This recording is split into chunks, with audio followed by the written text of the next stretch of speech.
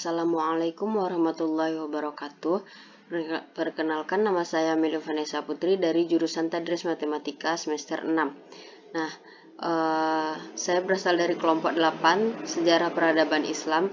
Nah, pada kali ini saya akan menjelaskan tentang dinasti Fatimiyah.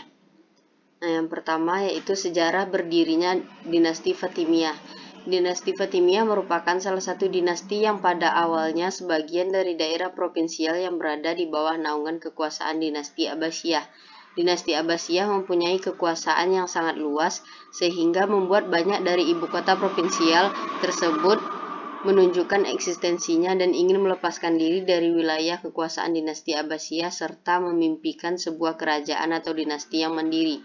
Dinasti ini dinamakan dinasti Fatimiyah karena dinasti ini dinisbatkan nasabnya kepada putri Rasulullah SAW, Fatimah Az-Zahra, istri dari Ali bin Abi Thalib. Nah, dinasti Fatimiyah didirikan oleh Ubaidillah Al-Mahdi yang merupakan cucu dari Ismail bin Ja'far Shadiq.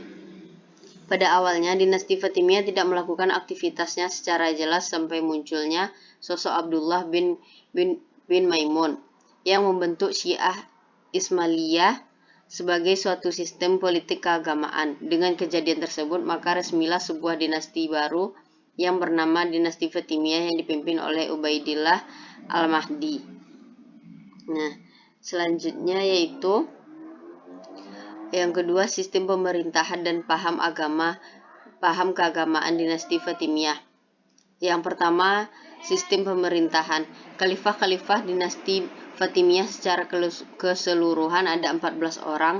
Yang pertama yaitu Abu Muhammad Abdullah, yang kedua Abul Qasim Muhammad, yang ketiga yaitu Abu Zahir Ismail Al-Mansur Billah, yang keempat Abu Tamim Ma'ad Al-Mu'iz, yang kelima Abu Mansur Nizar Al-Aziz Billah, yang keenam Abu Ali Al-Mansur Al-Hikam Al-Hakim, dan yang seterusnya bisa teman-teman lihat pada makalah yang telah kami buat.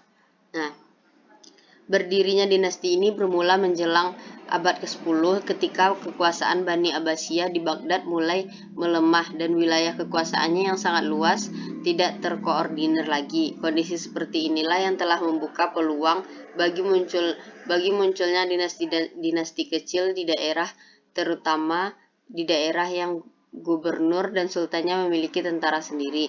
Kondisi ini telah menyulut pemberontakan dari kelompok-kelompok yang selama ini merasa tertindas serta memberi kesempatan bagi kelompok Syiah, Khawarij, dan kaum Mawali untuk melakukan kegiatan politik.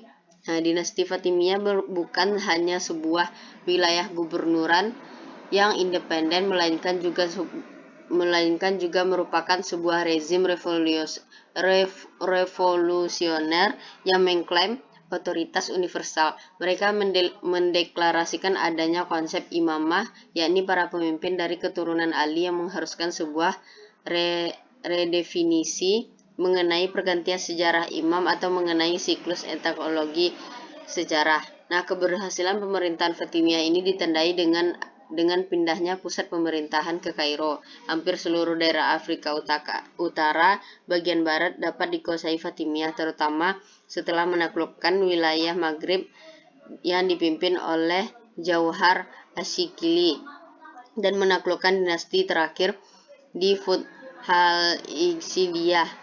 Di sana juga memulai membangun ibu kota baru di Mesir, yaitu Al-Qairah, serta Masjid Al-Azhar sebagai pusat pendidikan para dai, dan Khalifah Al-Mu'iz pindah ke ibu kota baru tahun 973 Masehi. Nah, yang kedua yaitu paham keagamaan dinasti Fatimiyah. Nah, dinasti Fatimiyah berkuasa mulai 909 sampai 1073 Masehi atau kurang lebih 3 abad lamanya. Dinasti ini mengaku keturunan Nabi Muhammad melalui jalur Fatimah Az-Zahra. Kelompok Syiah berpendapat bahwa Ismail bin Ja'far As-Shadiq yang wafat, bukannya Musa saudaranya Ismail yang berperan sebagai imam ketujuh menggantikan ayah mereka. Berdasarkan kepemimpinan Ismail inilah sebuah gerakan politik keagamaan Ad-Daulah Fatimiyah diorganisir.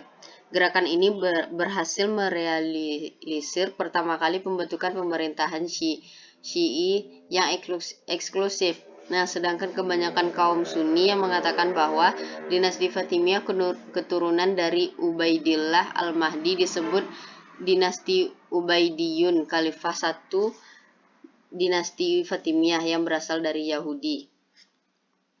Nah, yang ketiga yaitu khalifah atau imam yang berkuasa pada masa dinasti Fatimiyah serta usahanya. Nah, untuk lebih mengenal keadaan dalam fase ini, baik tentang pemimpin atau khalifah, roda pemerintahan, kebijakan pemerintahan, dan situasi yang dihadapinya akan dijelaskan. Nah, yang pertama yaitu ada Al-Mahdi. Al-Mahdi Ubaidillah. Al-Mahdi adalah khalifah pertama dinasti Fatimiyah. Ia datang dari Afrika Utara, di mana propaganda Syi'i telah menciptakan kondisi yang baik bagi kedatangannya dengan dukungan kaum barbar Ketama dan menumbangkan gubernur-gubernur Aglabiyah dan di Ifriqiyah dan Rustamiyah Khariji di Tahari dan menjadikan Idrisi Fes sebagai penguasa bawahannya. Nah, pada tahun 909 Masehi, dialah yang memproklamasikan berdirinya Khalifah Fatimiyah yang terlepas dari kekuasaan Abbasiyah. Ia dibantu oleh Abdullah Asy-Syafi'i dalam mengkonsolidasikan kekhalifahannya di Tunisia. Nah, yang kedua ada Al-Qaim. Setelah Al-Mahdi meninggal, ia diganti oleh putranya yang bernama Abdul Qasim yang bergelar Al-Qaim.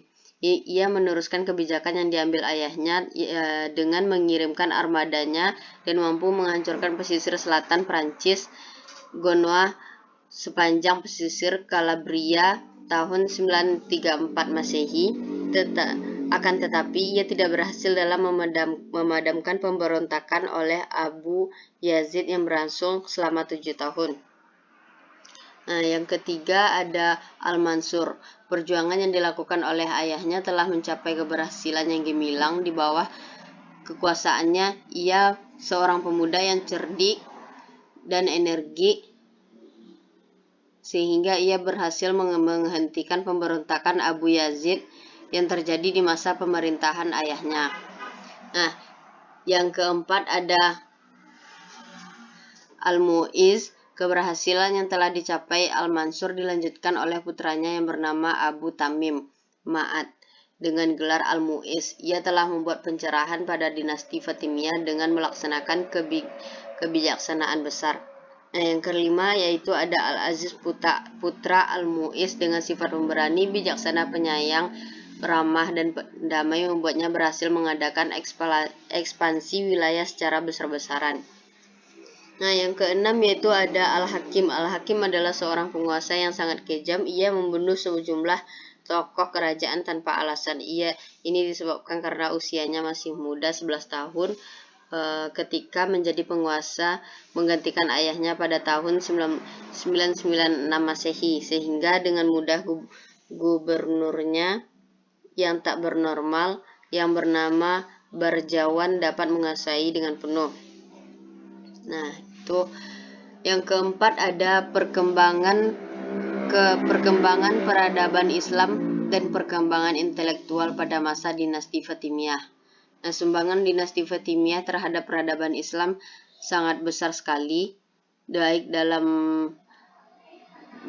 pemerintahan maupun dalam keilmuan. Kemajuan yang terlihat pada masa kekhalifahan Al-Aziz yang bijaksana yaitu yang pertama ada di bidang politik dan pemerintahan. Pada masa pemerintahan Fatimiyah, kepada negara yang dipimpin oleh seorang imam atau khalifah. Para imam bagi Fatimi memang suatu yang diwajibkan. Ini merupakan kekuasaan yang turun-temurun mulai dari Nabi Muhammad, Ali bin Abi Thalib, kemudian selanjutnya diteruskan oleh para imam. Yang kedua ada pemikiran dan filsafat.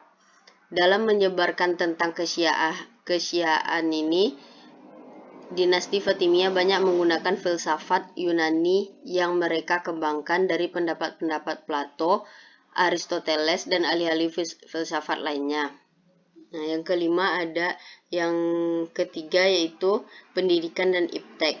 Seorang ilmuwan yang paling terkenal pada masa Fatimiyah adalah Yakub Ibnu Kilis. Ia berhasil membangun akademi-akademi keilmuan yang menghabiskan ribuan dinar per bulannya. Pada masanya, ia berhasil membesarkan seorang ahli fisika yang bernama Muhammad At-Tamimi. Di samping At-Tamimi ada juga seorang ahli sejarah yang bernama Muhammad Ibnu Yusuf Al-Kindi dan Ibnu Salamah Al-Qudai. Seorang ahli sastra yang muncul pada masa Fatimiyah adalah Al-Aziz yang berhasil membangun Masjid Al-Azhar. Yang keempat yaitu ekonomi dan perdagangan. Mesir mengalami kemakmuran ekonomi dan fasilitas kultural yang mengungguli Irak dan daerah-daerah lainnya. Hubungan dagang dengan dunia non-Islam dibina dengan baik termasuk dengan India dan negeri-negeri Mediterania yang beragama Kristen. Selanjutnya ada sosial kemasyarakatan. Pada waktu orang-orang Fatimiyah memasuki Mesir, penduduk setempat ada yang beragama Kristen, Kitbi dan Ahlu Sunnah. Mereka hidup dalam kedamaian, saling menghormati antara satu dengan yang lain. Boleh dikatakan tidak terjadi pertengkaran antara suku maupun agama. Masyarakatnya mempunyai sosialitas yang tinggi sesama mereka. Nah, yang terakhir ada pemahaman agama.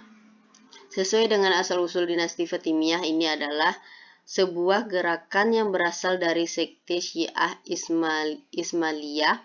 Maka secara tidak langsung dinasti ini sebenarnya ingin mengembangkan doktrin-doktrin Syiah di tengah-tengah masyarakat, namun dengan berbagai pertimbangan mereka tidak terlalu memaksa pemahaman ini harus diikuti oleh para penduduk.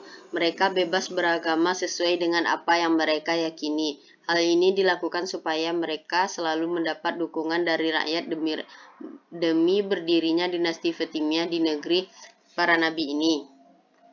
Nah, yang terakhir ada penyebab kemunduran dinasti Fatimiyah. Kemunduran Khalifah Fatimiyah dengan cepat terjadi setelah berakhirnya masa pemerintahan Al-Aziz. Keruntuhan itu diawali dengan munculnya kebijakan untuk mengimpor tentara-tentara dari Turki dan Negro sebagaimana dilakukan oleh dinasti Abbasiyah. Kesalahan yang paling fatal ialah pernyataan yang menyatakan diri sebagai inkarnasi Tuhan yang kemudian diterima dengan baik oleh sekte Syiah baru yang bernama Druz sesuai dengan nama pemimpinnya Adrasi berasal dari Turki. Nah, beberapa pengarang yang juga menjelaskan tentang kemunduran dinasti Fatimiyah yang pertama yaitu keberadaan tiga bangsa besar yang sama-sama mempunyai pengaruh dan menjadi pendukung utama kekuasaan Fatimiyah, yaitu bangsa Arab, bangsa Barbar, dan Afrika Utara, dan bangsa Turki.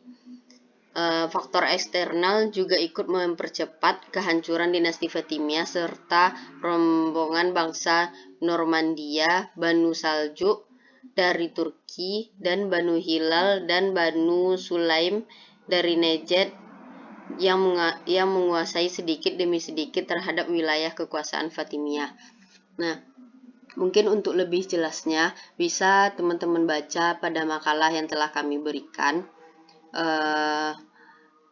Mungkin hanya itu yang dapat saya jelaskan. Jika ada salah kata mohon dimaafkan. Wassalamualaikum warahmatullahi wabarakatuh.